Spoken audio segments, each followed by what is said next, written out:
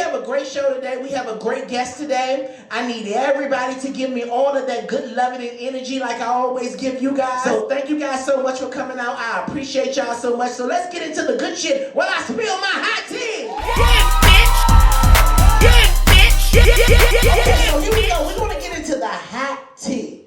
Okay, now over here, y'all know I talk my shit right here. And y'all can engage with me if you want to. Feel free to have conversation with me because this is a conversation. So don't just look at me as reporting news, bitch. If you got something to say, I might call on you. But if you're looking at me funny, I'm going to ignore the fuck out of you. Okay, so we're going to get into this good shit. But before I get into the good shit, I want to shout out one of my good girlfriends who have these t-shirts. And they are meant for a queen to wear them. So you can express yourself with these t-shirts. Now, the t-shirts are very comfortable. They're made for a queen. And it's different types of expressions on the shirts showing strength, class, power, and positivity. They come from sizes small to 4X. And it's available in any color, bitch. Okay? Wear your positivity and pick your color. Now, you can follow them on IG at QueenGame34. That's QueenGame34. And she will be able to give you all the best quality of t-shirts expressing yourself through positivity. I like that shit. Yeah. Okay. Now, Jacquees, he says he's the king of R&B, bitch. Okay? He says he's the king of R&B. And I don't know what the fuck y'all think about that, but do y'all know who Jacquees is? Okay? We just meeting his ass, and he already claiming to be the king. All right? Now, who are some kings to y'all of R&B? Raheem DeBarge, Michael Jackson, don't you ever forget it. Okay? Who else? What about R. Kelly? Y'all fuck with him no more, he peeing on people. Okay? He peeing on people. If you don't sing his songs about his seat, he's pissing on you. You like R. Kelly? Okay, yes, I love R. Kelly. Who else y'all like? What about Brian McKnight? What about Babyface? What about Bobby Brown? Tank, you like Tank? Tank is underrated. Tank is underrated. I love Tank. Okay? Anybody but Jacquees, bitch. Okay? Seriously. But you know, nowadays everybody want to be the king and the queen. Nobody just want to make music. That's all we want. R&B is suffering right now. Okay? We don't got too much R&B music. Nowadays rappers are singing, bitch. So I thought it's robots in their throat. You know? Everybody's singing out their nose, girl. But at the end of the day, regardless if you're a king or a queen, just give us quality music. How about that? So listen to this, y'all. I got some good tea, bitch. So a former Florida police chief get 3 years in prison after framing black people. Yes, 3 years in prison after framing black people. Now look, a former South Florida police chief, bitch, he was the chief.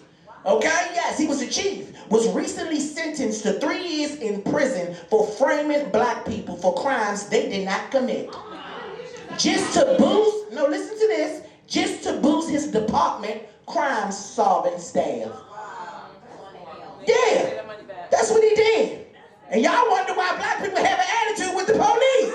Every time you pulling us over, what the fuck you want? Okay, seriously. But that's messed up. The youngest person he framed was 16 years old. Oh, in Dade County. Yeah, Dade County. 16 years old. Okay, he told the judge that he was nervous. He didn't know how, he wasn't prepared to take on this job. So why not step back from it? Why not step back from it? That was a stupid ass excuse. But he only got 3 years. And some of the people that he framed did 7 years. Okay? Seriously, that confused the shit out of me. All right? Now, a teacher was arrested after allegedly cutting a student's hair while singing the national anthem, bitch. Bitch, this is America, girl. Okay? Singing the national anthem, cutting the bitch hair. I don't know what the fuck is going on. But you see where we from here in Southeast, this is the welfare building. Okay? We go up to school and say, bitch, can I speak to Miss Davis? I'm in the meeting. Fuck that meeting, bitch. Come here. You know that's how we operate. Okay? Cut our motherfucking kids' hair. The hair ain't even growing. Because we keep feeding our kids annihilators, bitch. Shit. So anyway, yeah. This happened in California. She was arrested, okay? Now, the reason why she was arrested, because they videotaped her as she was cutting the motherfucking little boy head. He like, come on now, teacher. They got to running. The little boy got to running. Teacher got to chasing other motherfuckers with scissors and shit. In California. Yes. Yes, I don't know what she is, but that's the thing I wanted to say, Miss Apollo front row. This is what I wanted to say. We need to start pissing these teachers. For real. Because, you know, nowadays, I don't know about everybody else, but here in the District of Columbia, teachers are coming in very young. Teachers are very young. And they be on Snapchat and shit twerking just like us. Just like us. So they need to be pissed. They do need to be pissed. At the University Preparatory High School. Yes. One of them uppity schools, ain't that what? Bitch, I went to public. Fuck preparatory. I went to public. That's one of them bougie schools, right? Yeah. Where everybody walking in the straight line, bitch, we skipping and blowing sunflower seeds in the hallways. Okay? That's one of those schools. Y'all be so pressed to sing your kids there. Bitch, they cutting the kids' hair while singing the national anthem. Okay? All we want to do is dance to Uncle Luke and twerk in the bathroom, bitch. Yeah. Yes, and beat on the lockers, okay? That's all we want to do. Yeah. So that's what happened. So she got locked up and shit, and her bail is set at $100,000. Now, one of the students defended her. She said she's not normally like that. Well, that day, bitch, she was high. Okay? She's not normally like that. Okay? They say she's a sweet person. She's always polite and nice. But that day, she was high. Okay? Maybe she had an edible. All right? So I want y'all to listen to this story. Now everybody gaze in, okay? Because now it's time for your Judy on duty to give you a story. And the name of this story is called My Ex-Boyfriend Bit My Lip Off So I Could Never Kiss Again. Yeah, I don't know what the fuck type of sour tea is this that I'm spilling today, but the shit is weird. Now, the reason why I want to read you this story is because I feel like some of you can relate. Your nigga might not be biting you, bitch, but he might be pushing you down the stairs. Okay, you know, come on now, look at me, bitch. Don't look at nobody else, look at me. Don't tell on yourself. So here we go. He was going in for a kiss, or so I thought. It was October the 21st, 2017. My ex-boyfriend, Self, okay, that's the fuck his name, bitch. Sound like a Mortal Kombat, yeah, sound like a Mortal Kombat man to me. Self, okay, was standing outside of my car, leaning his face towards me. I recently broke up with him, but he was begging me to take him back when I told him no. He's starting to get very aggressive. That's a sign. Listen, y'all. Okay? As he came closer, I backed up, my head against the headrest. Like, don't fucking kiss me. Okay? I had no idea what was happening. He leached over, bitch, unto me, bitch, like a snake, girl. Okay, that ain't in there. That's me. That's me saying that part. Like a snake, bitch. Okay? And then my mouth felt numb. Okay? Bitch, like it wasn't there. Yeah. All right? So then, blood was all over my legs. I started screaming at the top of my lungs. Self-lawyer would later say it was his way of leaving a mark on me for the next boyfriend. The lawyer said that, bitch. Okay? This bitch is Hannibal Lecter. Now let's go on. Let's get the back root of this story. I met Self through a mutual friend during the summer of 2016. I was 17 years old. I remember that day, bitch. Okay, yes. A senior in high school, and he was 21. How many good girlfriends in here like older men? That's right, raise your hand if you sure. That's right, bitch. That's right, be careful because they bite. All right? Be careful, bitch, they biting out here. Okay? Working at a hardwood floor installer place, okay? He lived a mile away from my house in Simpsonville, South Carolina. Do that exist? No, for real, is this such thing as Simpsonville? It is. Okay, bitch, because this made me think, is this bitch making this shit up? Okay, South Carolina. Our relationship was toxic from the start. That happens. A lot of us stay in relationships and it be toxic from the start. Pay attention to the red flags, bitch, or you have a bloodshot red eye. For real, you got to. That's right. You got to. Some of us stay because we like, oh, he gonna change. This pussy change niggas. Okay? That's what they do. Okay, so here we go. Just, you got to pay attention to them signs. Okay? With the lies and manipulation. My family and friends didn't approve. And all the time we don't listen to them. Bitch, you jealous. Okay? That's what we say. Okay? They thought he was disrespectful and rude. But I was scared to get out of the relationship because I thought he might harm me. Bitch, your thoughts was right. Okay? I also thought I shouldn't give up on him. Okay? Just because times were bad. I grew up in a single mother home. So I didn't exactly have an example of a good relationship to look up to. Now that's normal. That's normal. All these excuses, but they're normal. Okay? That's right, they all excuses. Okay? After 11 months together and multiple attempts to end things, okay, multiple times to end things, I finally broke up with him on October the 20th, 2017, bitch, 3 days before my birthday, okay? When did she cut to the party? All right? I texted him to see if he wanted his stuff back before I threw it away. Y'all do that. Come get your shit before I throw it out. Y'all do that. Okay? All right? So, where the fuck am I, bitch? Here we go. I got excited, bitch. I'm pushing shit up too far. Hold on, give me a minute, bitch, okay? Okay, I texted to see if he wanted to fuck through it. Okay, he told me that he signed up for the Navy and he wanted to see me. It's always an excuse. There's always an excuse to get over. Nah, I want to come over. I want to see you. I'm about to go to the Navy. She said, I kept saying no. But then I finally agreed to see him one last time. Okay, here we go. At noon the next day, I drove my car to the parking lot of his apartment complex down the street from my house. I remember worrying that something bad was going to happen. That gut feeling. That gut feeling, that's when you turn around, bitch.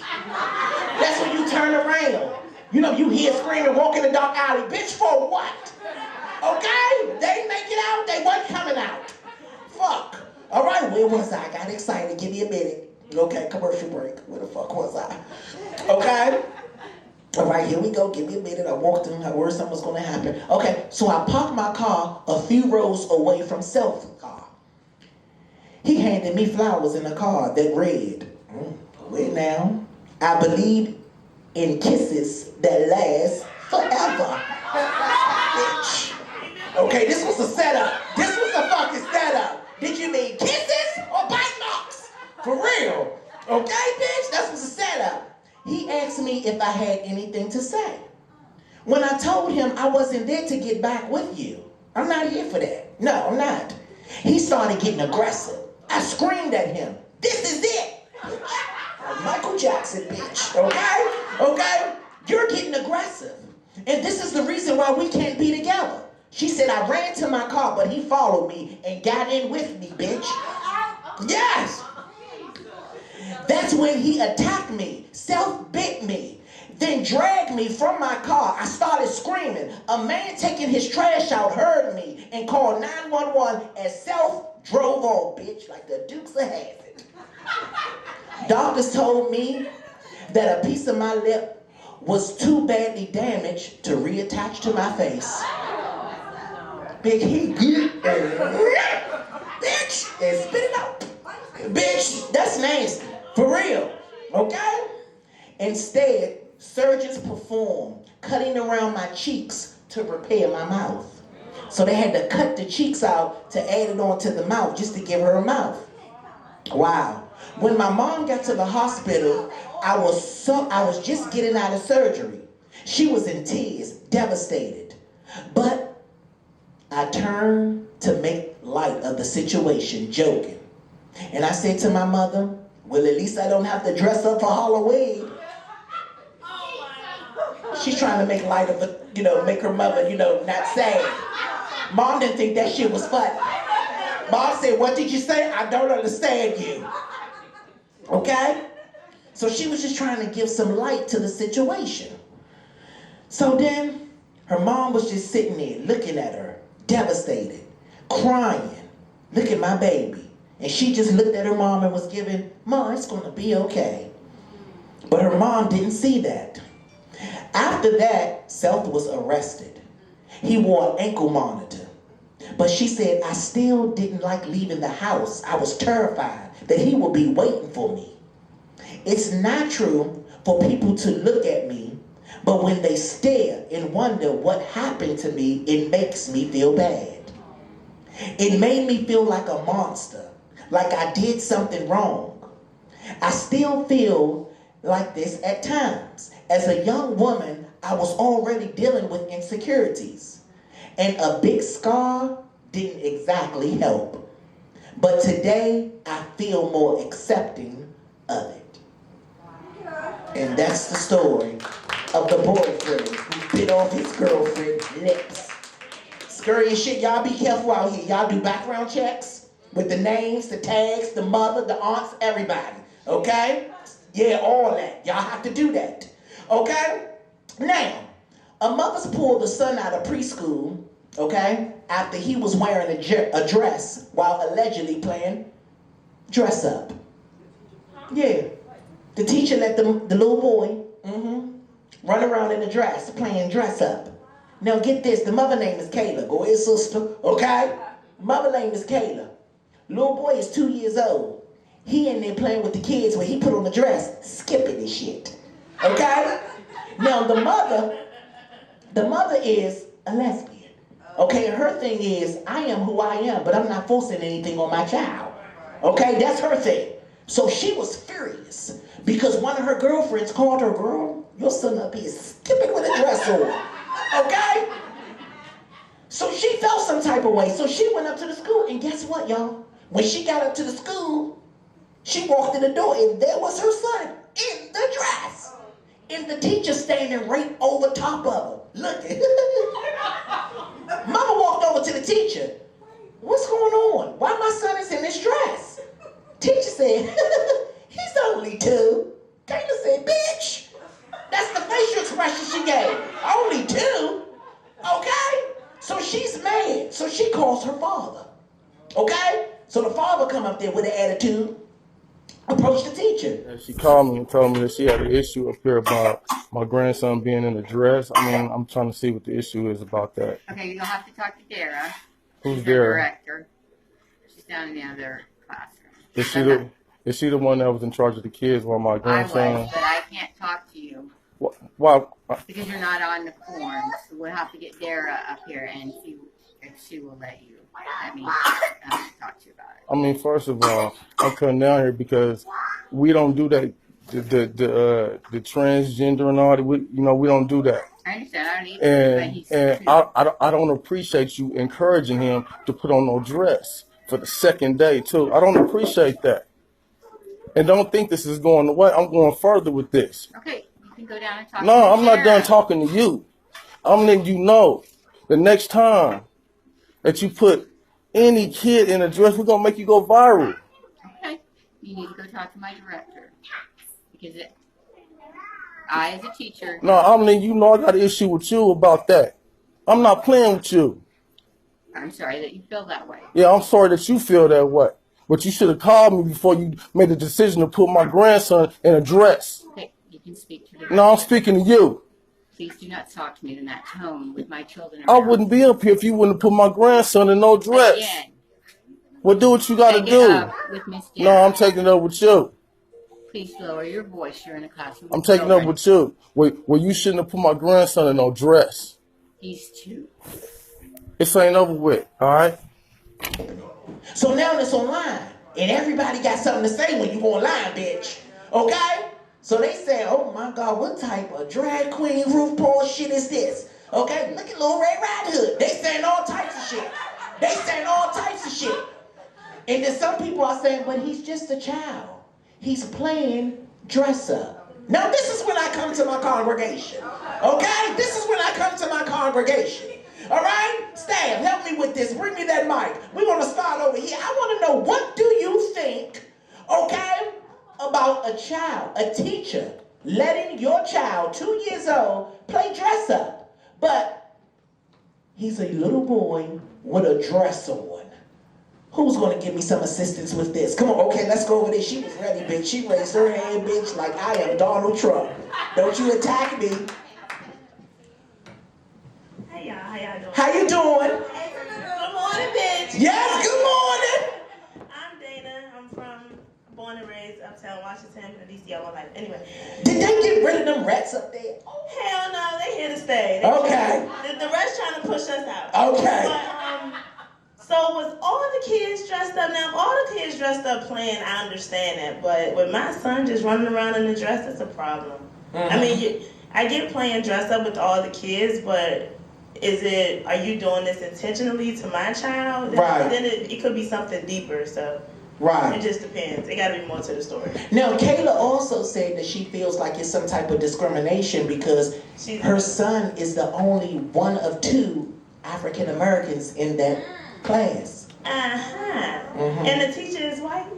You know it. See, now that's a whole nother scenario. Right. So that shows you that that's intentional. Now you're making a mockery of my child, and I'm going to have to make a mockery of you. It's a professional way to go about everything. Right. But that's definitely not right. Right. I think the parent, she shouldn't have called the father because he clearly don't have no sense. Right. But she could have handled that a more professional way and really made a mockery of that teacher. Thank you so much. Give her a hand. You're welcome, man. You're welcome. Yes, my bitch from uptown. We got somebody else. Come on. Okay, go over there. She raised her hand. Quick as shit, bitch. This is not an auction. Oh, Lord. I'm not used to the mic. How y'all doing? I'm from Capitol Heights. Capitol Heights. Yeah. Go ahead now. Go to Capitol Heights.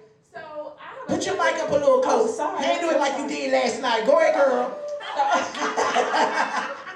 I have a different take on it. So I got 2 boys, and as an educator, I understand what's developmentally appropriate for a 2-year-old. So I don't think the teacher was projecting her ideology on the child, but like he might live in a single parent household and look up to his mother. I'm one that bought my son's doll babies when they were 2 because I needed them to learn about empathy and feelings and shit, and I'm not be the only one in the house talking about how you feel, and they walk around here, with an attitude. Like, put some words. Oh, so you bought your son's Yes, doll I babies? did. Oh, okay. And they both, one's bisexual and one's heterosexual. So, I mean, it is what it is. I don't see a problem with it. Wow, that is interesting. So they was in there having a baby. They had the baby, they was taking care of the baby. Oh, okay. This baby, you gonna change baby. That's the same thing we do with little 2-year-olds. Right. We give them a doll baby and tell them go learn how to take care of somebody. Oh, I thought you bought a Barbie and a Ken and you made them do rub it together like sticks. No, like Sanctified. a teddy bear, a little nappy-headed doll baby, corn silk hair, Those kind of things I allowed them to play with. I allowed them to play with. I allowed them to understand, like, girls are always raised to put, especially black girls, put everybody first. Right. Put them first. You give a 2-year-old girl, she can't even say her first name. She can't even say Tanisha, but she got the damn baby doll running around here trying to put somebody else's feelings first. I wanted my boys to learn how to do that. That's deep. So I don't see anything wrong with it. He will probably he might want to be a damn dragon next week. I mean, it don't matter. Yeah. It's not about gender, it's about expression. Wow, that bitch is a professor at Howard. Yes, give it up. That's nice. Okay, so look. So the school made a statement, of course. Okay, now let me read y'all their statement. Okay, it's called Bethany Early Childhood Center.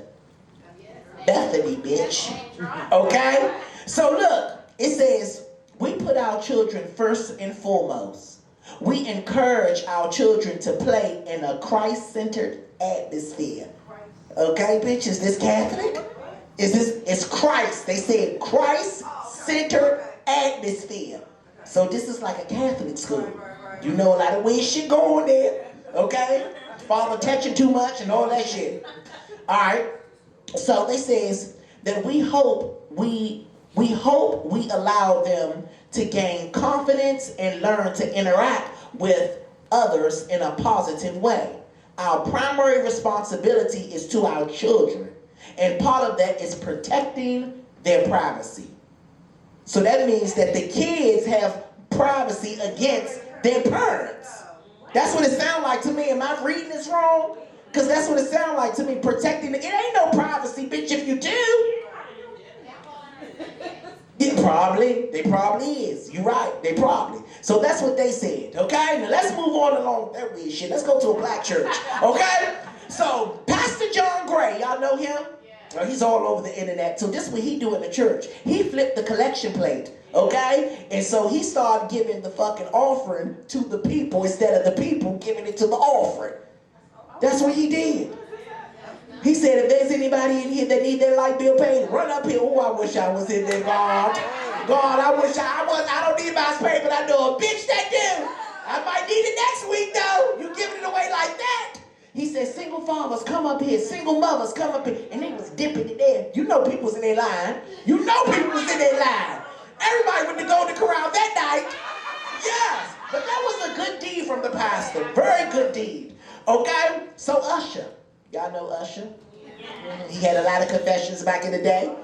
Usher, you know he had a male accuser that said that he got herpes from Usher.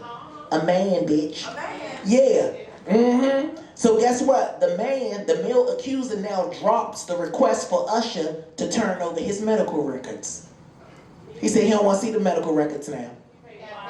Yeah, oh, that's what I think. The congregation said, Usher, not me. This is my confession. The congregation said, you paid that man off. I didn't. Okay, I'm minding my business.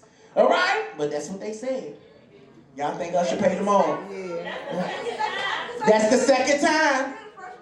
The first was a girl, and now it's a man. Maybe he shouldn't have made a song Confession. Maybe he should have made a song We Want the Best of Both Worlds. Or Itchy, Itchy, Ya, Ya, Ya. Okay? Yeah, he did make it burn, okay? Usher, this is the congregation, not me. All right? So look, recently I had the opportunity to be a host, okay, at a reunion. The name of the show was called The Real Makeup Artist of DC. Okay? We just shot the reunion. Now I have the producer, the creator, and one of the stars of The Real Makeup Artist of DC here today with me, bitch. Okay? Yes! So a part of my hot tea today, she's gonna spill some hot tea to us. Okay? Now, they got a little hectic there. So hectic, I ain't even gonna lie to y'all, bitch, okay? Okay, let me move this shit out the way. It's about to get real. Okay? I had to walk off set. Oh, bitch, I felt like I was in a gang war in Potomac Gardens. Bitch, I felt like bitches was coming after me. I felt like Suge Knight, bitch. I wanted to say, Dre and Snoop, I ain't do it. It became so hectic that the staff of the actual show started leaving person by person.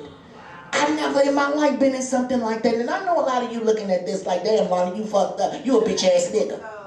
Okay? But at the end of the day, I felt like I had to protect me for losing myself. Because I'm from the hood, Southeast DC, right here. Okay? Yes, I'm from this area.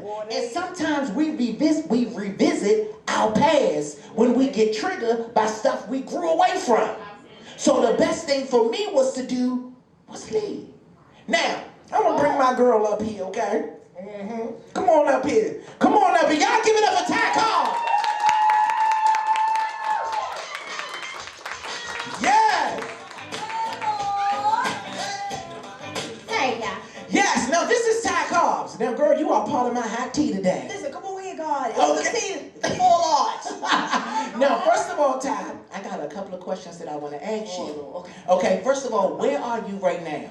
Now, first of all, how did you feel when I just walked off that stage and said, I can't do this no more? I wanted you to take me with you. Shoot, Lonnie was like, here you go. I was like, wait, what is going on?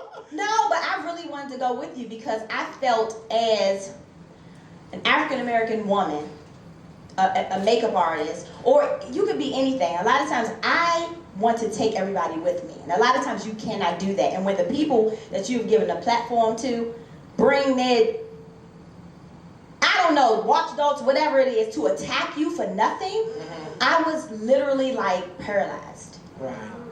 You know, and I was hurt because, again, you can't be a woman that's attractive, spiritual, look good. You got to be conceited. I've never been there. I've only tried to bring everybody with me.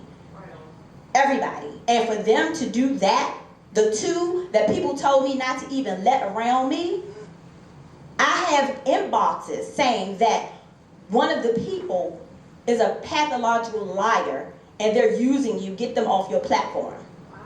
So let me ask you this question. You think some of the people that was on the show with you, both their family and friends in the audience, Absolutely. The security said told the two guys that were security. The guy told the other guy, he was like, man, this is orchestrated. They had to have talked about, for $25, let's be very clear. If I spent $4,000 on an event, the reunion, $5,000 or however much money I've paid for the production, you can't give me $25? Bitch, you a baby Ray for Evans in here. Give me something. You know what I mean? But you coming in there with a maid suit, right, a maid dress, and you complain about $25? So let me ask you something. What's the standards of the show right now? Is there going to be a season 3? Because of friends like you and encouragers like you, there will be a season 3. Yeah. You know, like somebody had told me, and I'm not God, right? But they said, you know, they hated a man that fed all these people, right? Mm-hmm. One time they was like, oh, I love Jesus. Then the next time they wanted to crucify him, right? But on the third day, now you know I'm a church girl. On the third day, what happened? listen, on the third day, he rose. Season 3 is the rise. Let's put it that way. But the cast will not be there. Oh, okay. So you get rid of everybody? Absolutely. Even the ones that I say was neutral fake. Wow. Because if you're trying to, this is what I'm saying, if I've known you for years, you should have my back. I'm not going to try to keep something. See, what happens is you give somebody something, and they're trying to hold on to the fame you've given them. And I'm not the type of person that want to keep on saying I gave you a platform. But sometimes people are selfish. I have feelings too. Right. When you left, I broke down. And the very people who was in my face buying my stuff, oh, I just bought some lashes that I didn't know, was over on the other side heckling me the whole night, and I got tired when you left. I said, keep the same energy, sis. You've been heckling me all night long, but buying my lashes. That's how the people will do. I've gotten so many text messages that say, you handle yourself so classy, and they came to attack you. They don't know that you are a very nice person. But let me tell you this, God wasn't no weak punk. And just because I'm in Christ don't mean I won't check you when you do me wrong. You know, so we have to stop, you know, oh, you're supposed to be a godly woman, you text me and da-da-da. No, if you tell me you're not going to give me 20, I don't think we should give you anything. Wow. And then I say, oh, I'm going to send your bottom-feeding tail back to your living room. You get mad and intentionally have people who come to attack me, and I've been nothing but good to you. That right there, but like my mother said, God will avenge you. You don't have to avenge yourself. So there y'all have it. Give it up for Jacquees. So let me tell y'all something right now. We are going to show a sneak peek, okay, of the reunion right here on the LONNIE Bee Show.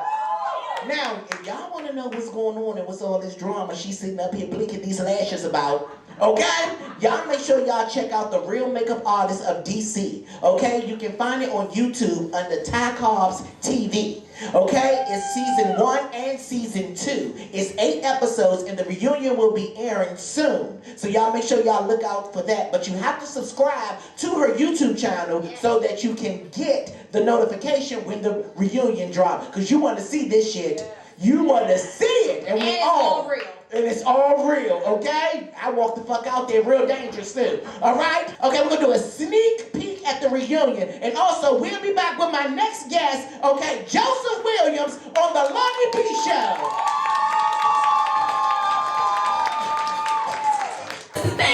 No problem. No, you telling me not to cry, but you've been back there heckling me. No, you The whole time. I told you not to. I haven't been heckling you because what I do think, I do admire you and I like your hustle, but you are shady a little bit. You passed. Let me finish. No, wait. You passed the president and you gonna look past. Wait a minute, hold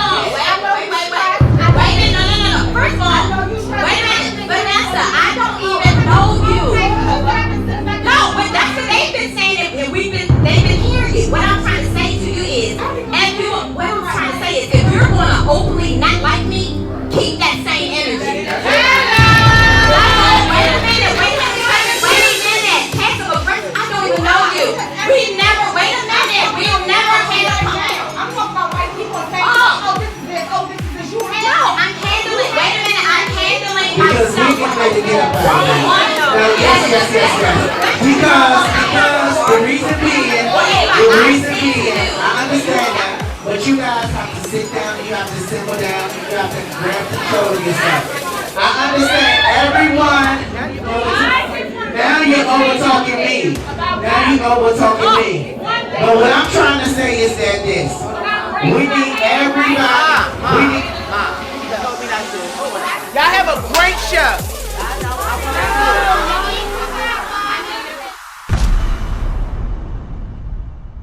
We are back. Come on in the room. Welcome to the Lonnie Bee Show. Yes, we are back with the Lonnie Bee Show, and I have a special guest, and I am so excited about my special guest, okay? Ladies and gentlemen, please show a lot of love for the misunderstood social worker, Joseph Williams.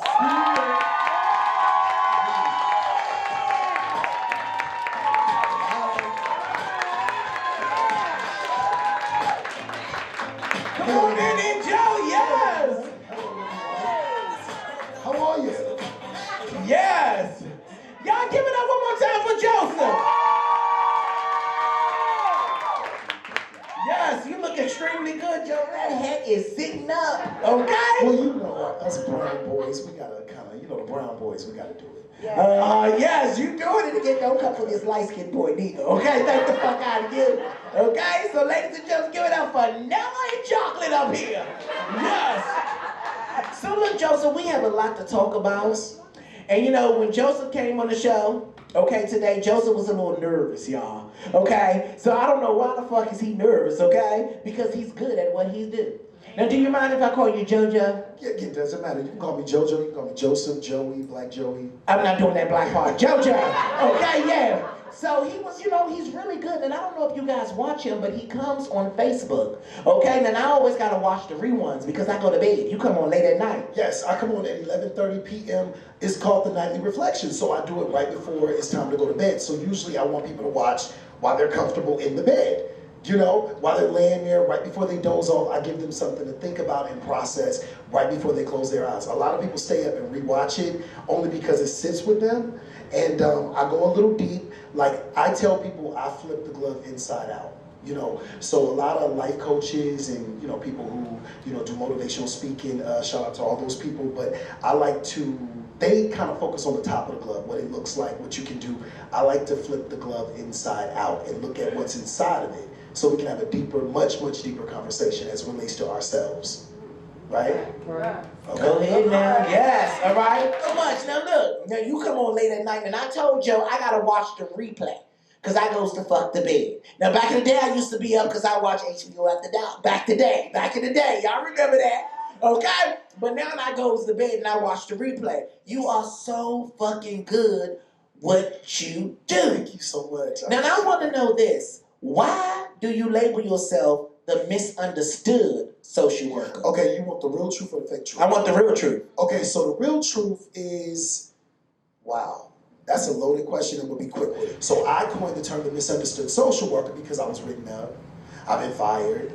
I've been put in bad situations. I've been questioned about the level of relationship that I've developed with clients, and that's what has happened to me. So in 2011, in the midst of something I was going through with the job, I was like, yo, I'm a misunderstood social worker. And then what's crazy is that the concepts, the approaches, the practice that I actually was doing back then, people are now recreating it. As they say, they covet, copy, then discredit you afterwards. And so that's what it's about. So, for anybody who's working with people, therapists, anybody, it's all about authenticity.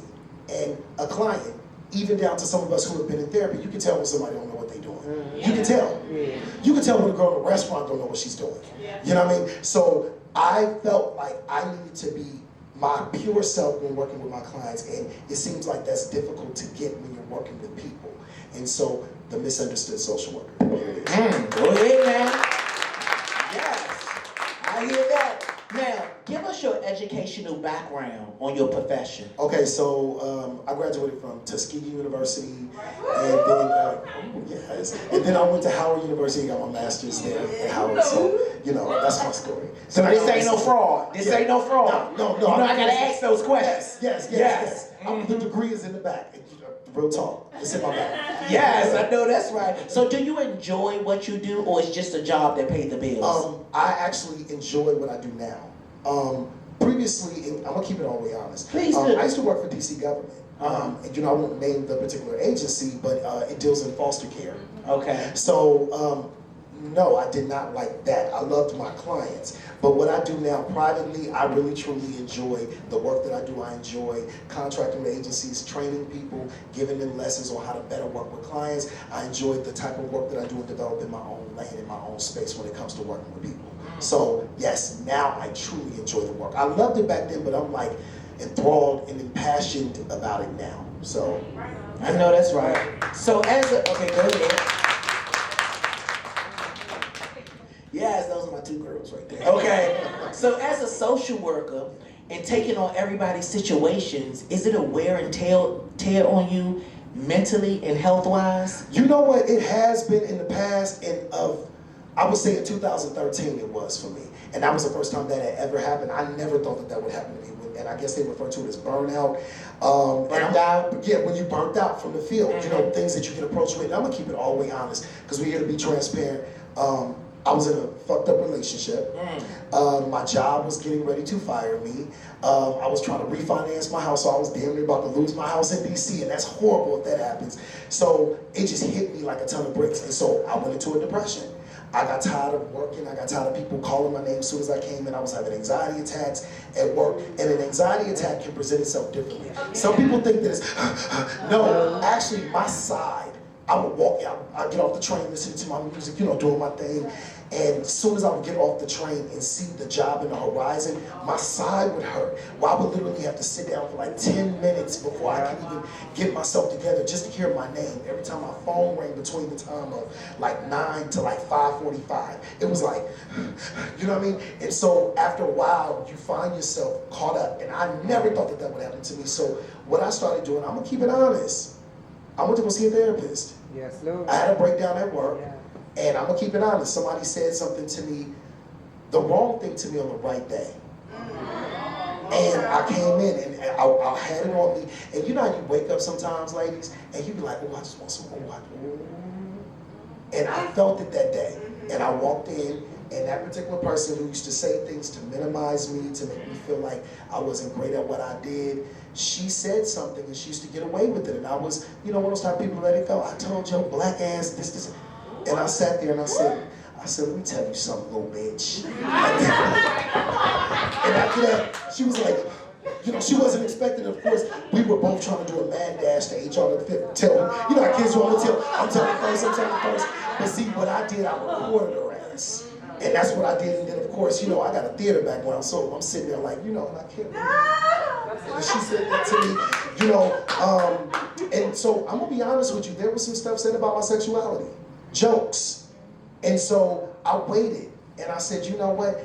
I'm hearing a lot of anti-LGBTQ stuff come out of her mouth, and I am gay. And so that becomes a problem. So of course HR was like, wow, you know, so they hopped on it. And I will tell you that going to therapy, finding myself, I started to empower myself. You know, and now I'm walking in the fullness of who I am, what I do, and I've been greater as a clinician, as somebody working with people who's here to help people. So, you know, yes. So even people in your, you know, field, you still need people to help you. Absolutely. Right. And you know what? I'm gonna keep it honest with you. My field, you see people carry stuff on them every day. And I always say this, guys, y'all might want to write this down.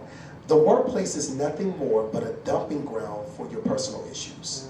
And you see it how your supervisors handle you. You see it how the staff members work and correspond with one another. The willingness to want to control everything is a direct reflection of something that you can't control at home. You know what I mean? So you see a lot of that happening. And so what happens is that you got to come into the door, and then you got to work with people. And as you say, we can tell. Everybody can tell when somebody's going through something. And so you pick it right up. You know, you pick it right up. And then I think that when you walk into the door, you got to have a regimen. You got to have something. You got to have a, what do you call it? something that you do in order to relieve the stressors. You know what I'm saying? I have a very loving relationship with Dr. Till's Epsom salt in the bubble bath. You know, you can go and spend $10 at Walmart and it's heavenly. Heavenly. And I sit there and I soak, I put on a Badu, you know, every now and again, you know, not a glass of sangria, but like a cup of sangria works, you know, and you just, a bottle. And so you sit back and you relax and you get yourself into it and you learn to say, I did the best that I could today. I've learned to express myself, I've helped someone, I did the best that I can today. I'm not perfect, but I tried. And always reminding yourself of those things, and that's what helped keep me centered. You know, and having a sounding board, you know, having some sort of ritual. And I'm not talking about necessarily religious rituals, something that calms you. You know, do anybody burn sage in here? I burn white sage all the time.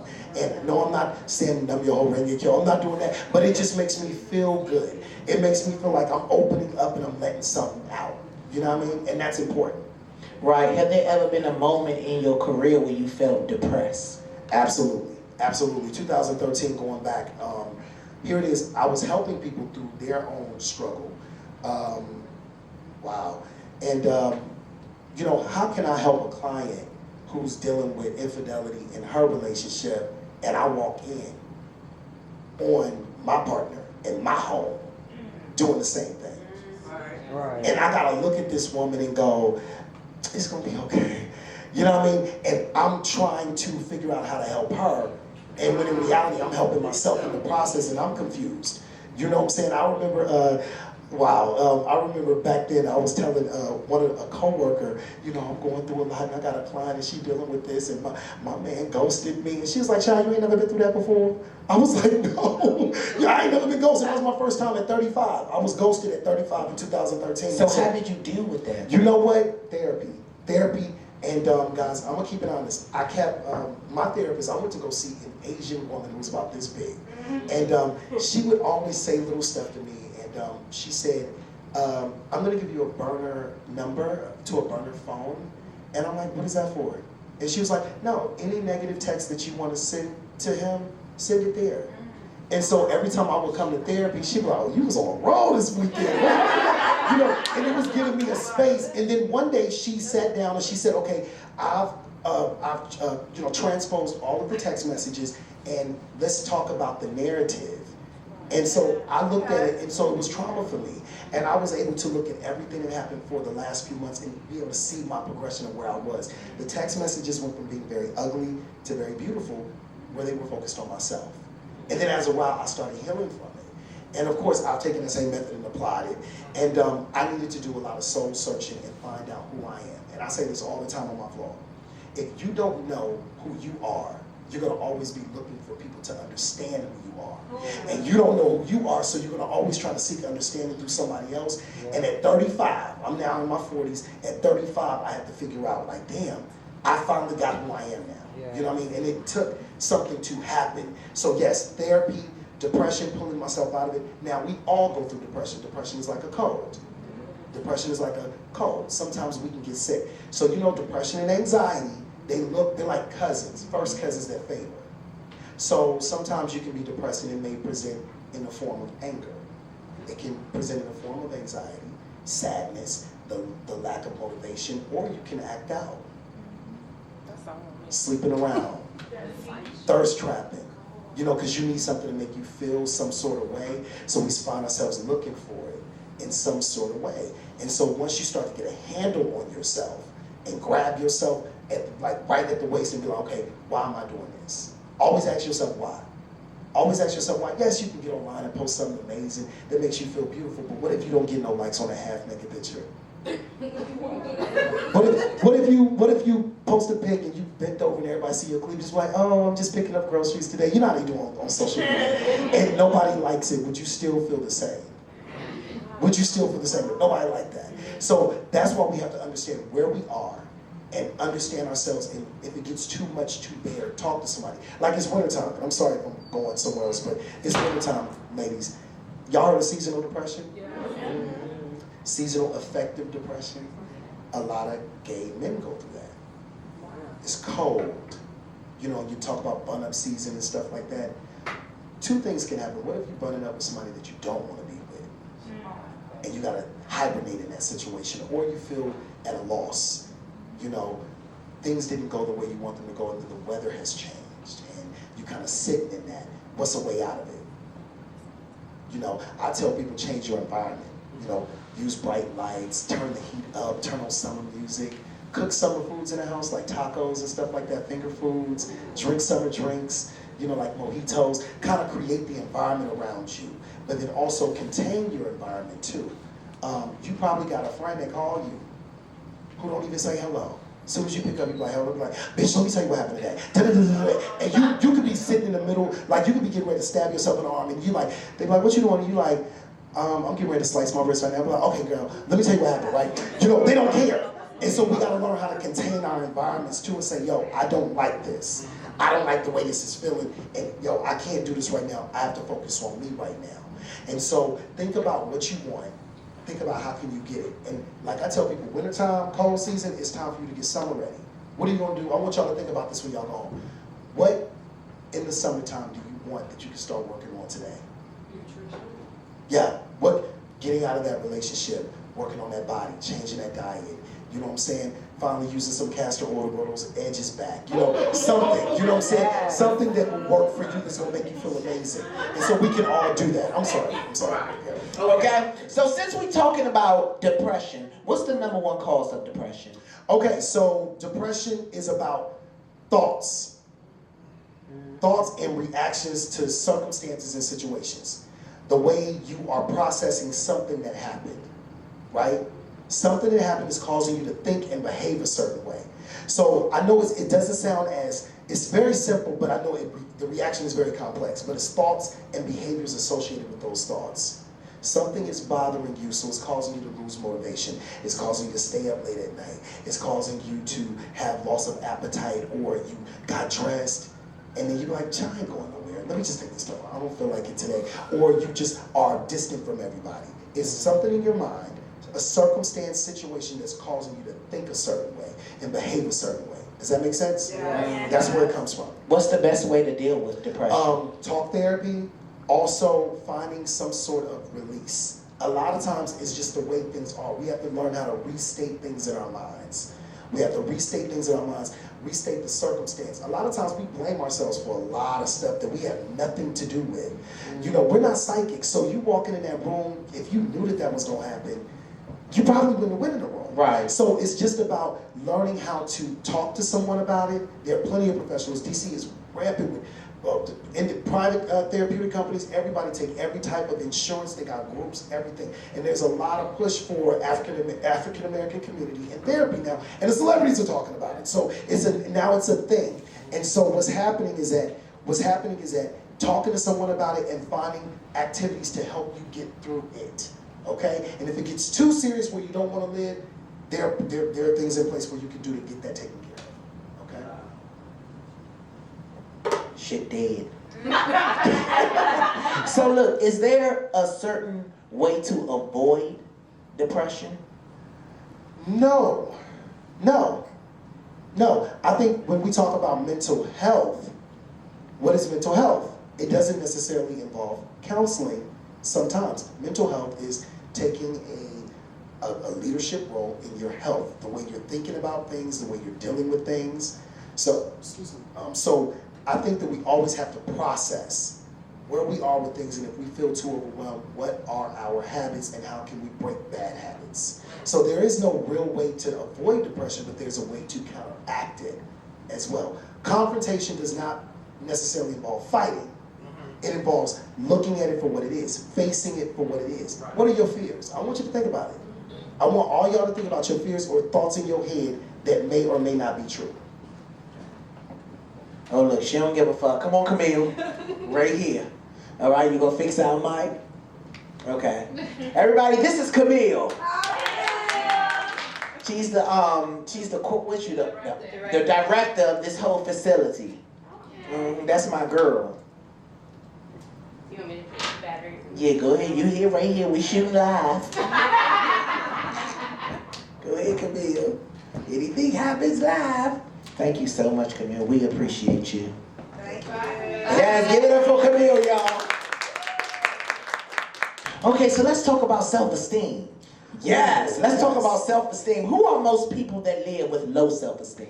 Okay, so guys, if you watch The Misunderstood Social Worker, I've created a couple of my own diagnostics. I call it the ugly girl or the ugly boy syndrome. And that's the thing. That's the thing. So sometimes we compare ourselves amongst ourselves, right?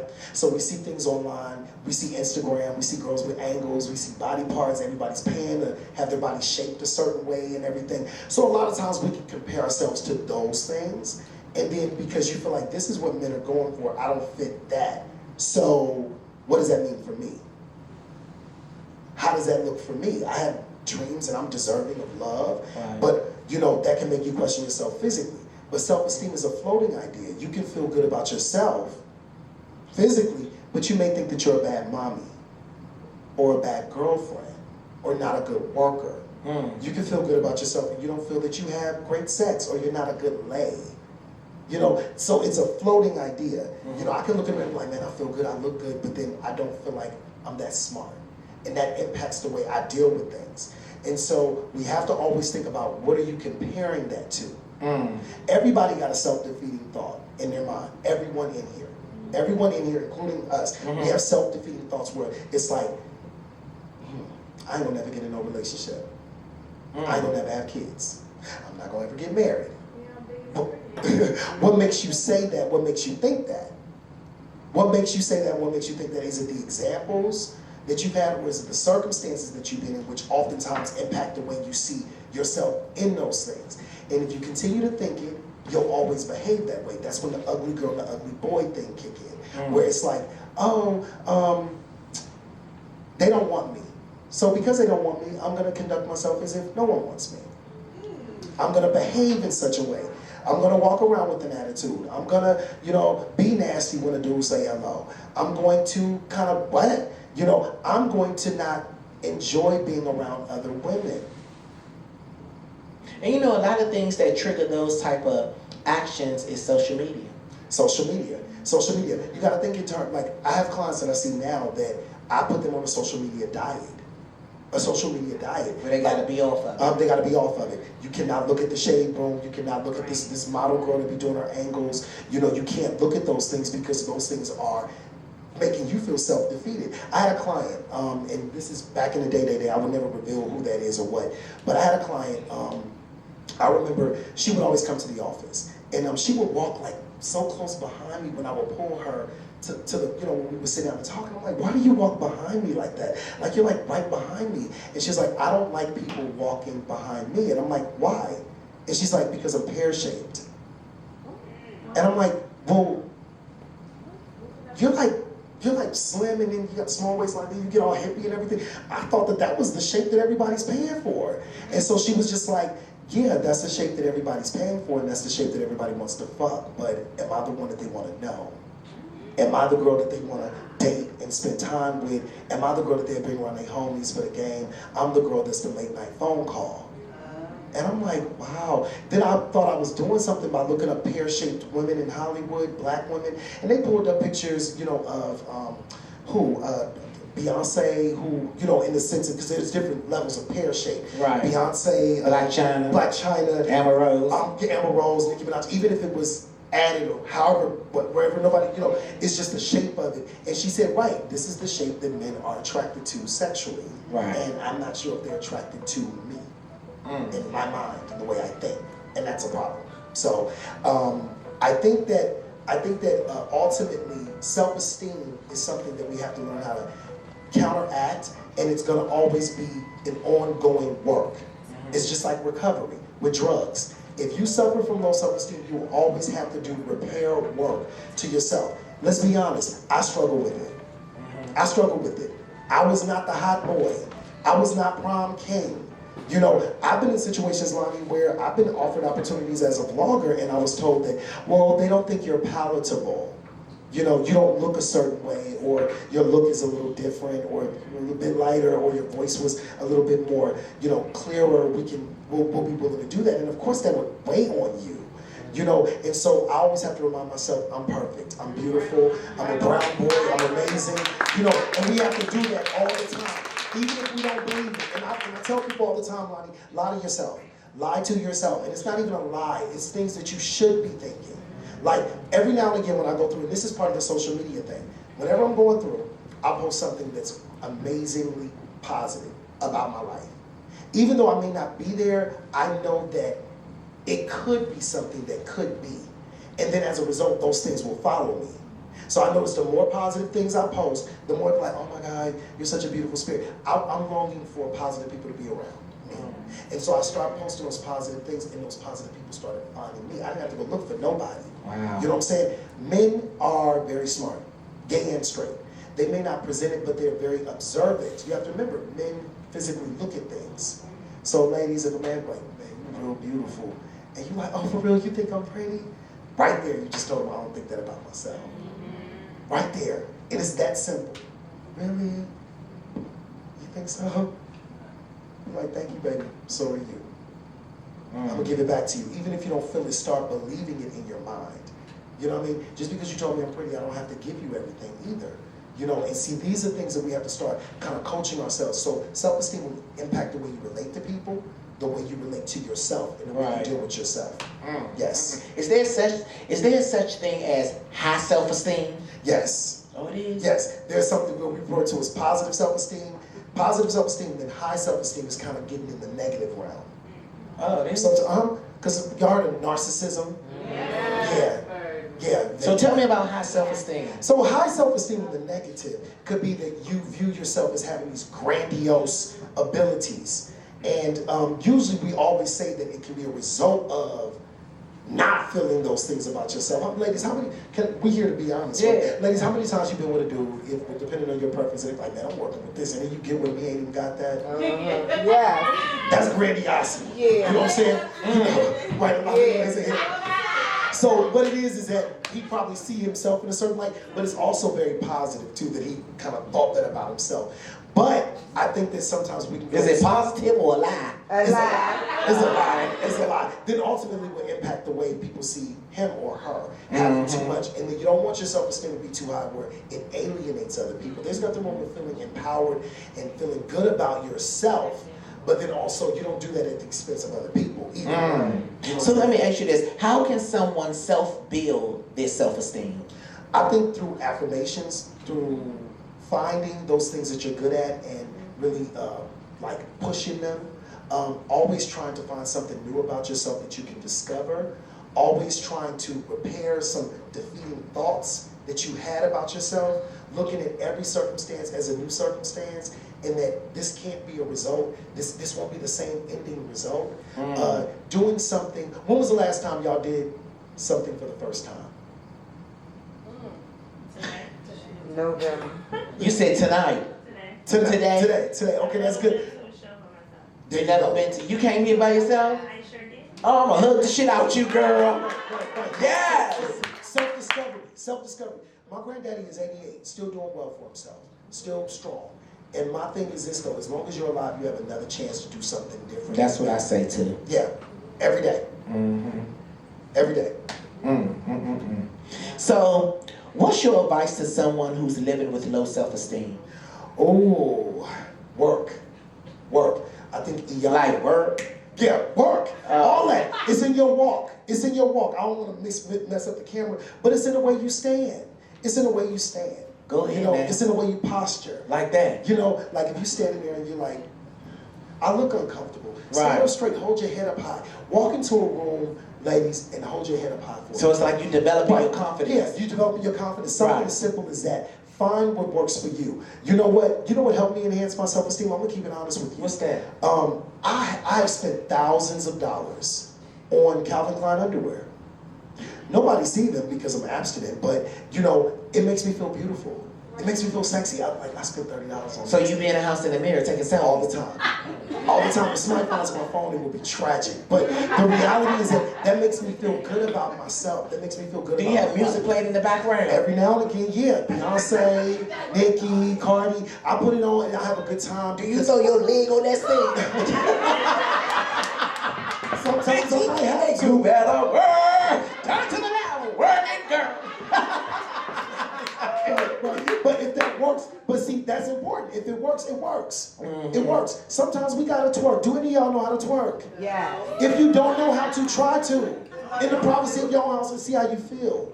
See how you feel afterwards. Break your back, baby. Don't tell them that. I can see them now going to CVS. Y'all got that big gang?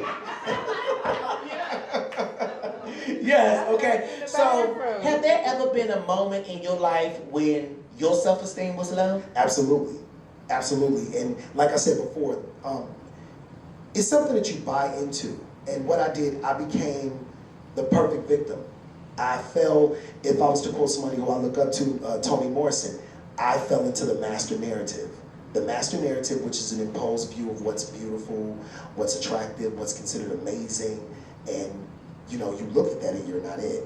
I grew up I was born in 1978, but the 80s and 90s is a prominent time in my life. You know, all the popular kids on the Cosby Show were light, and those ones that take pictures and their eyes turn out red in the photo because their eyes are so light, them boys, right. And so after a while you start to feel like I don't look like that, or that's not something that I fit into, and so as a result you buy into those ideas. But you know what, that's funny that you feel like that, because when I was coming up, there were dark guys with smooth skin that was real handsome. They were called gorgeous. I was okay. I was cute. Right. He was gorgeous. Right. So that still was like something we went through too. Yeah, and I can see that too. And I think that, you know what though, and when I think about it, they was called dark chocolate and gorgeous. Right. I was just a cute little light skinned boy. Bitch, why I'm not gorgeous? Okay, so we're gonna talk about sex in life after a breakup. How many people having sex in here? One, two. Oh, there's a lot of people having sex. Okay. So look, what does sex in life after a breakup means to you? Oh, sex. Okay, so sex in life after a breakup. So I would like to bifurcate sex. I want to break it up, right? So let's talk about sex. Sex is a physical act, right? And so when I think about sex, I think about sex, y'all remember Ovaltine? Yeah. Professor Overby? No, Ovaltine. I'm a living single. Right, no.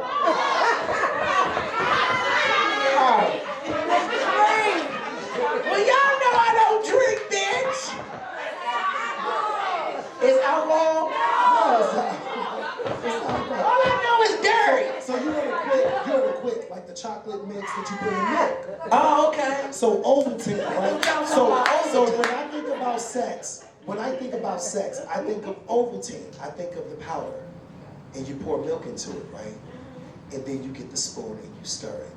And slowly the milk becomes brown, and you stir it and stir it and stir it. And then when you remove the spoon, the milk is still stirring and it's now chocolate and it's spinning on its own till it develops a hole, and then it comes back up and it slows down. This bitch is a sex operator. Yes. Okay. I think every woman in her nipples just said boring. So then when it slows down, you look at it and be like, it ain't dark enough. You put a little bit more and you stir it again. And it doesn't. That's the aggression. This time it gets thicker. And that's what I think about sex. And so I oftentimes compare sex to self-esteem too. I know black women who have said, I've never had an orgasm before, but she got 5 kids. She said she just never had one before. And I'm like, and I didn't know how that worked for women, because I know it's a different type of connection, because with men, you can kind of touch them a certain way. They be like, oh shit, So women is a little different, but she said they don't want you to touch you no more after that moment. Right. And so she said she's never experienced that before. Then I've heard women say, I got a tattoo on my back and I came on the table. And I'm like, was he doing something to you? She was like, it was just everything lined up that way. And so when I think of sex and I think of the way you're having sex, how are you having sex? It should directly relate to what makes you feel good too, and how you see yourself. So life after breakup, let's tie that in. That was your patient that told you that? Yeah, I had a client. I had a woman come to me, and she told me that she had a tattoo in climax. Yes, she said she got a big tattoo on her back after a breakup, actually, and it was a big, huge tattoo of a tree. And she said, you know, she was one of those Earth Mother types. So she would be like this. She was connecting with So she was like, I got a tattoo on my back. Oh my God. And I was like, really? She was like, I said, did it hurt? She was like, at first it did, but then my body just became at one. And I came on the table. And I'm like, how did you get This was your client? This was my client. I've heard a lot of stuff, like trust me. I've had a female client come to me. Where's she from? Playboy Mansion? No, I've had a female client come to me recently, and I remember we were talking, and this was somebody privately down in Atlanta, and I remember we met, and we were doing therapy, and I was like, oh my God, it smells. You ever smelled something that smelled so beautiful and soft and amazing, where it changed the way you speak in your tone? And I was like, oh my God, you smell amazing. Like, what do you have on? And I'm getting ready to write it down so John I can purchase it. You know what she said? What, Gucci guilty? She was like, it's my vagina. And I was like, what? And she was like, it's my vagina. And she said, it's, I've been doing yoni pills. And I'm like, what is that? Have y'all heard of that? No. Yeah, and so she said it was emitting. Yeah, and so, but it smelled amazing. And when I told some of my colleagues, they were like, oh, let me look them up, because it did smell real good in your office. Like, you know, so it just was a vibe that she created. But I've had clients come to me and tell me a lot of stuff. But yes, I've had women tell me they come all the time. I've heard women tell me that they don't do that at all. And some of that has damaged their relationships too.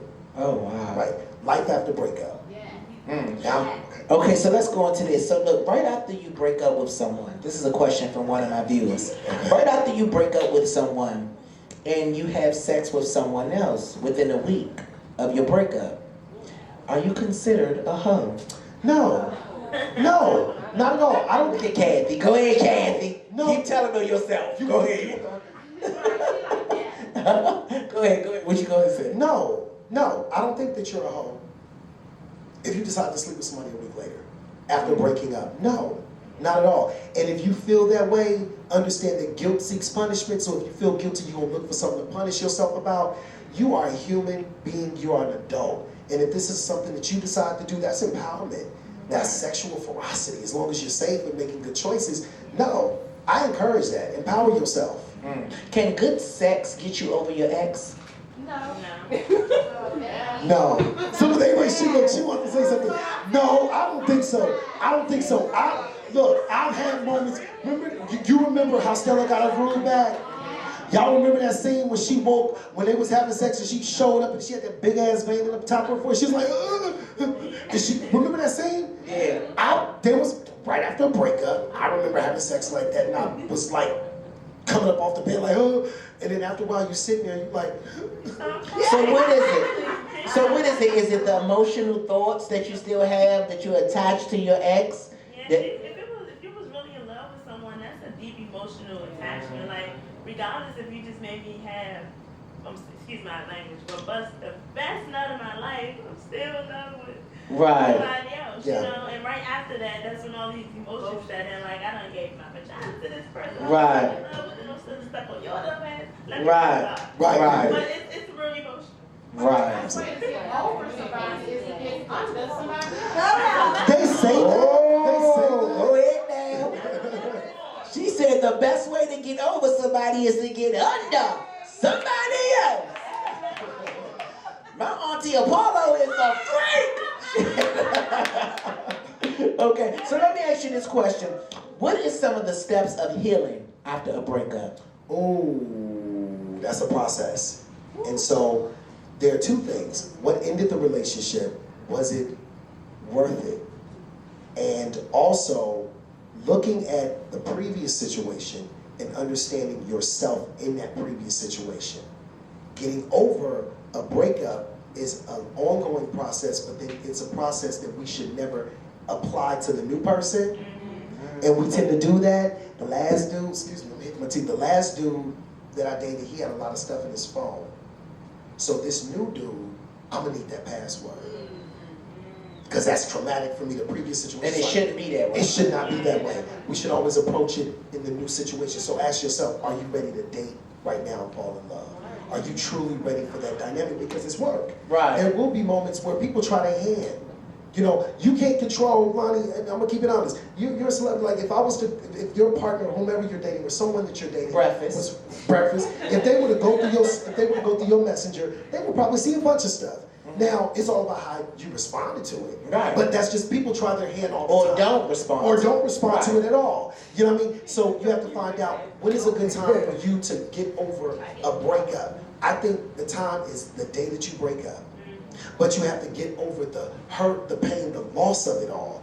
And some people say in the therapeutic world, we say 6 months to a year. Wow. Some situations we can jump over it real quick and be done with it. But then ask yourself, am I truly finished with it? Am I truly done with it? So do you advise people that's going through a breakup to go out, have fun, date people? Don't hurt nobody. But you know what though? Are you ready for that? Are you prepared immediately after a relationship ends to hop right in with somebody? Because that might be damaging to you and that other person. You know what I'm saying? So yeah, you can, I mean, people do things. But at the same time, are you doing this responsibly to love and do the right thing by yourself with someone? Because guess what? We can hop right into a relationship right after that relationship ended. And then we find ourselves piling on trauma from each situation. You know what I'm saying? Because a lot of us, you know, we got that cut-off mentality. You know, we live in the era of social media, so we can block somebody, cut them off real quick, move on. And so I talked about this recently on my video, cutting people off, and without resolving it in your own self. So the next person you cut off, that's one file, that's another file, that's another file, that's another file. Well, you're not coping with that. You're just cutting people off, and then the moment something reminds you of that previous situation or the other situation, you're done, and you're never really finishing anything. You understand where I'm coming from? So you'll know when you're ready. And that goes back to what I said, knowing yourself. Knowing yourself, you won't have people explaining yourself. But then also, we need to stop opening up our relationships to our friends. And what I mean by that is this. Everybody that you get advice from, including your mama, including your beautiful aunt, is a direct reflection of their own experiences. It doesn't make their experiences cheap. But I done sat, Lonnie, with people and have been like, yo, I don't tell nobody shit. Yeah, right. I done sat up with people like, I can't believe he did this. And literally a friend sat there and was like, oh yeah, well, you know, he got a sex addiction and da-da-da-da-da. Right. And I'm sitting there like, maybe he do got that. And then I had to realize, this dude telling me his story. So I literally called the dude, was like, I mean, you ain't shit anyway, that's why, you know. And he was like, what are you talking about? You know, but it was something I was fed that was somebody else's situation. And I brought it back to my relationship. And that's why we have to learn how to contain stuff. Yeah. You know what I'm saying? You have, like my girlfriend, a friend of mine, she's married. She's having moments with her husband right now. It's not divorceable moments, but if they're not getting along, she told her girlfriend who's single about some financial stuff. She said, if I was you, girl, I would just stop paying her cell phone bill and let everything cut off. And she was like, but we got a 15-year-old son, a 60-year-old son that's all connected to our phone. That would disrupt the household if something was to happen to my babies. But do you see how the single young lady who's never been married, she doesn't understand that. She only processes it from her own angle. You understand where I'm coming from? So we gotta learn how to contain that and find out what works for you. What works for the young lady who's trying to find a better space for herself. You will never find a man until you find yourself. You'll never find a woman until you find yourself. You'll never find anything you like until you find yourself. Right. Okay, let's take it to the congregation. Okay, I want to take it to the congregation because we got questions out here today. So this is what I'm going to do. I'm going to come to you, okay? And I'm going to snatch away if you get too emotional with this bitch, okay? Because I know a lot of motherfuckers in here eyebrows rose up when we start talking about this. Okay? So I'm going to come to you and I'm going to ask, you can ask my friend JoJo, the misunderstood social worker, anything you want to know. So I'm going to go over here. You got one too? Boots, you got a question? You can ask me anything. I'm open. Okay, come on, stand up. Okay, so, you know how you're in a relationship and you kind of break up, then you get back together and all that stuff, whatever. What does it mean when if a man loves you, he say he loves you, right? And and you continue to always be like, well, you're not doing this and that. And it's like you're begging, and you shouldn't be begging for anything. But if you love me, you wouldn't go days without calling me if you know I was upset. What is that about? Is it just that the person just doesn't care? And it continues to happen? Wow. A person who gets upset with you for establishing boundaries is a person who benefited from you not having any boundaries. And so when you say, I'm not doing that no more, you go days without calling me or checking in with me, you have a right to feel what you feel. Feelings aren't right or wrong, they're feelings. Everyone has a right to experience that. Feelings can stand up on their own, but at the same time, if you know that this doesn't help the relationship, then you already know that that doesn't help us. So because it's not helping us, I need to pull back. Right. You know what I'm saying? And pulling back, that's a real thing. What does pulling back look like for you? How do you define that? But then you got to establish boundaries. We're together. We can not get along about something, but I need to hear that everything's okay as well. But if you go days of doing that where I don't hear anything, then you need to figure out, sister, what's next? What's my next move? Establish boundaries as a woman, as somebody who loves, as somebody who's deserving of love. That don't work. Thank you so much, Joe. We got another one over here, Joe. They popping up like dicks in the candy store. Go ahead, give me your question. Your skin is amazing. Can I touch it? Yes. I dated a guy for 5 months, and all of a sudden everything was going good, and all of a sudden he cut it off with me because he said he was bruised and broken. But I will tell you, he's been married. His wife cheated on him. He was married for 17 years. He's had 2 girlfriends. I remind him of one. She was the best one, but he's afraid that I'm gonna hurt him. He is traumatized. And so a lot of times when we think of trauma, we think of, oh, the building fell down, or my cousin got shot, and no, I think disappointment is traumatic. And so a lot of times I think that he's still holding on to the hurt and pain, and that's probably heavy for him. And I think that that young man, that brother, needs to meet himself where he is and figure out what does he want, but then also realize that he is worthy of love and to offer love again and to receive it. And to receive it for himself. Now, sister, if you want to be in it for the long haul for him, communicate your actual factual feelings. When you did that, what happened? I backed away because it was emotional for me, because I haven't been in a relationship in 3 years, and I had a crush on him for 15 years. Wow. So when it finally happened, I was all excited because it was finally happening.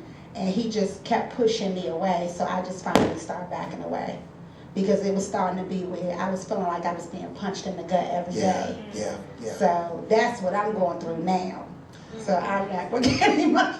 So I think, you know what though? She's scaring the shit out of me over here. Well, I think ultimately, you saved yourself. You saved yourself right now. Because it shouldn't be that difficult to love. That's a simple feeling. Yeah, so I think that was the best thing for you to do right now. And he's still your crush. He is. Yes. He really is. Yes, and so just acknowledge that. Acknowledge the fact that you were amazed by him, that he's beautiful. But when he's ready and when you're ready, it will work. And if it doesn't, it's still somebody that you connected with. Right. And that you saw as a beautiful dynamic and situation. But you're still living, you're still beautiful, you're still alive. You never know. Right. Thank you. Oh, no, thank you for sharing. Yeah. Okay, so we got more questions over here. Here we go. Me and my ex, we had broke up because I cheated. Okay. He stayed out for 3 days, so I said, okay, hey. And hold the fuck up. Bitch, you want to know a gangster, do you? Go ahead now, girl. She just right here. She just right here telling her truth. Southeast you live? I'm going to raise. I feel it. I feel it. I feel it. Go ahead. She said Ward 8, bitch.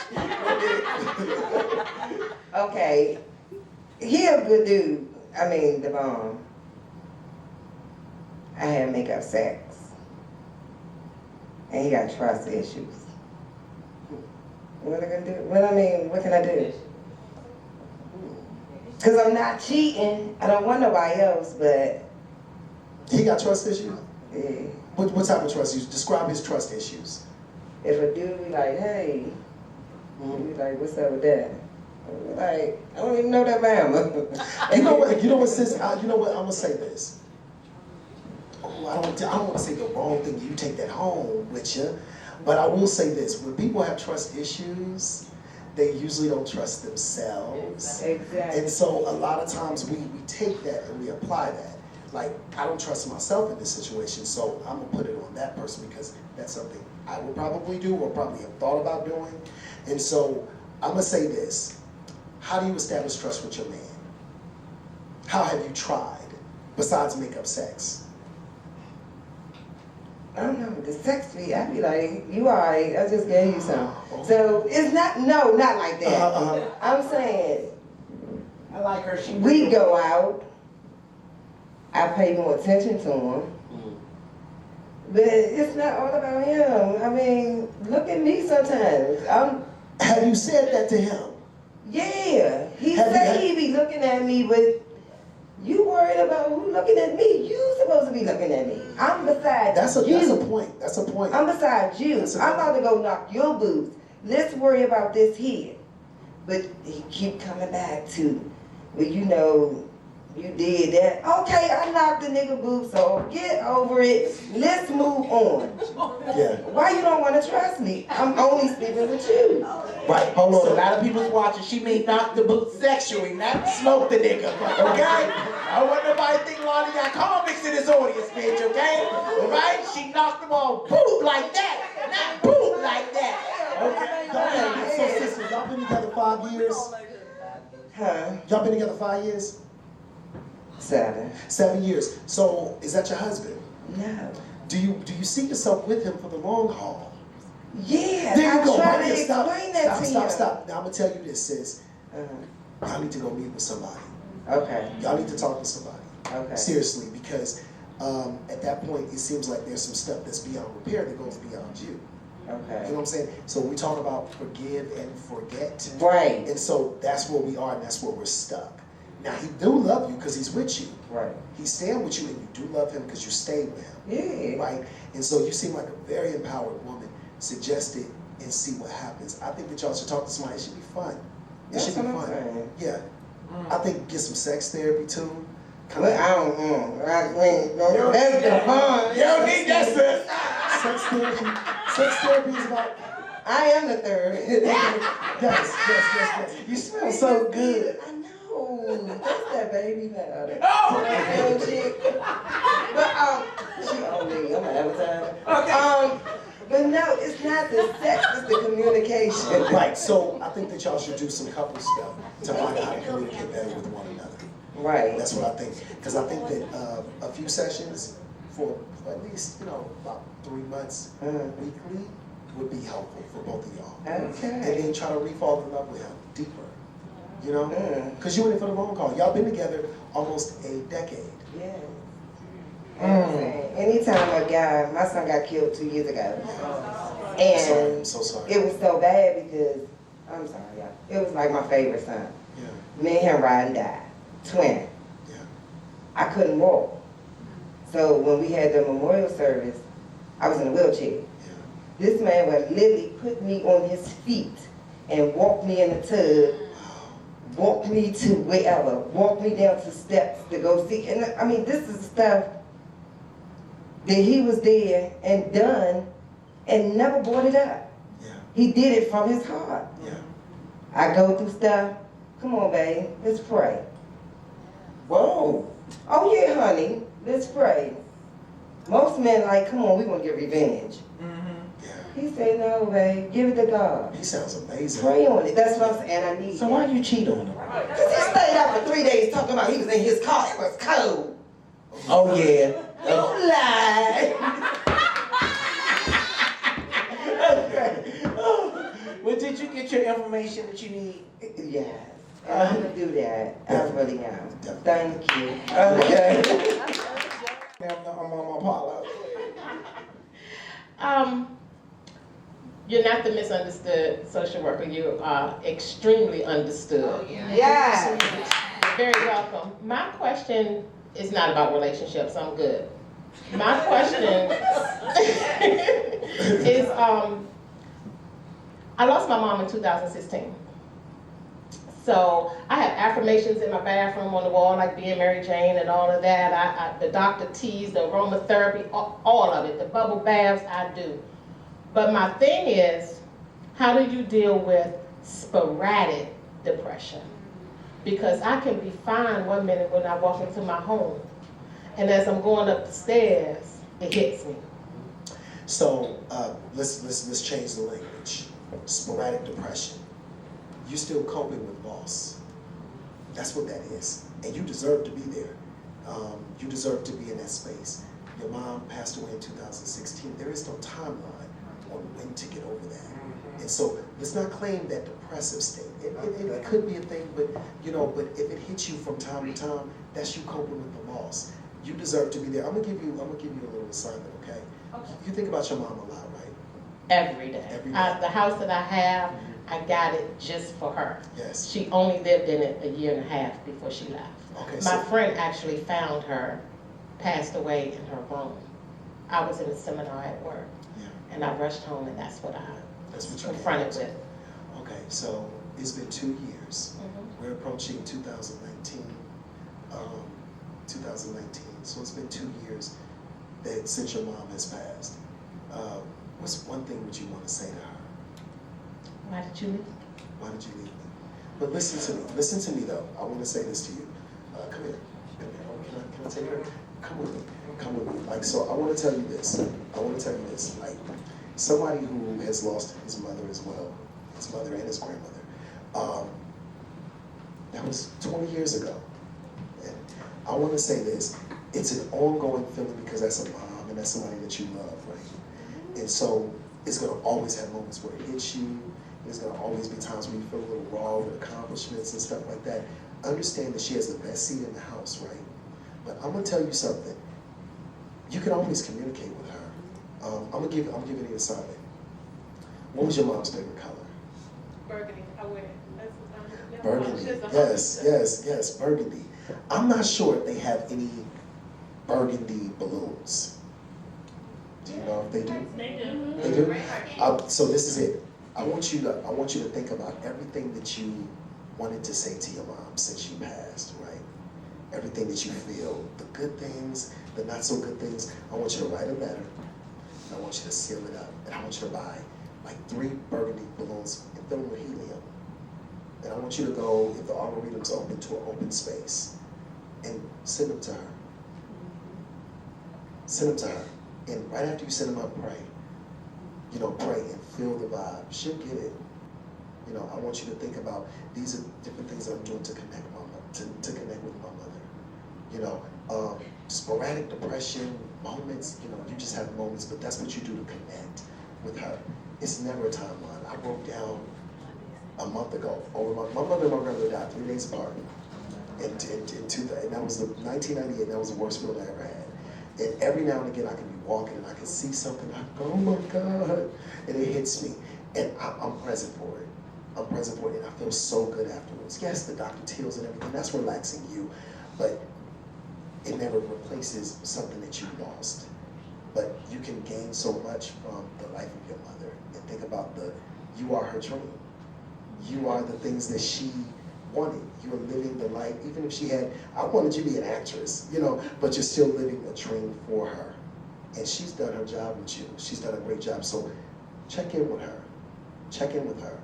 And include people that love her. Have a moment at home where you cook something and you just have a small gathering at the house, even if it's just you and somebody else who just want to talk about mom and the way you feel about it.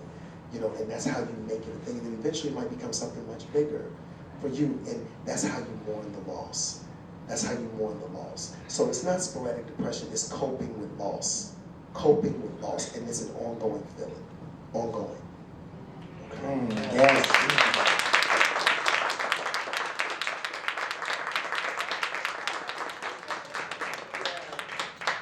Yes, okay. That took me out of here, bitch. Yeah. Okay, I know y'all had questions. Y'all gonna have to ask them later. I gotta pay for this camera time. Oh, JoJo, okay, Joseph Williams, okay, the well, we're not gonna call him that no more, thank you, because he's very understood, okay? He likes to do this exercise, and he wants to do it today with the congregation here in the welfare building. Thank you. Yes. He wants to do it today with the congregation. So if everybody have a cell phone, if you can pull your cell phone out right now, Michelle had hers out recording shit. My friend right there.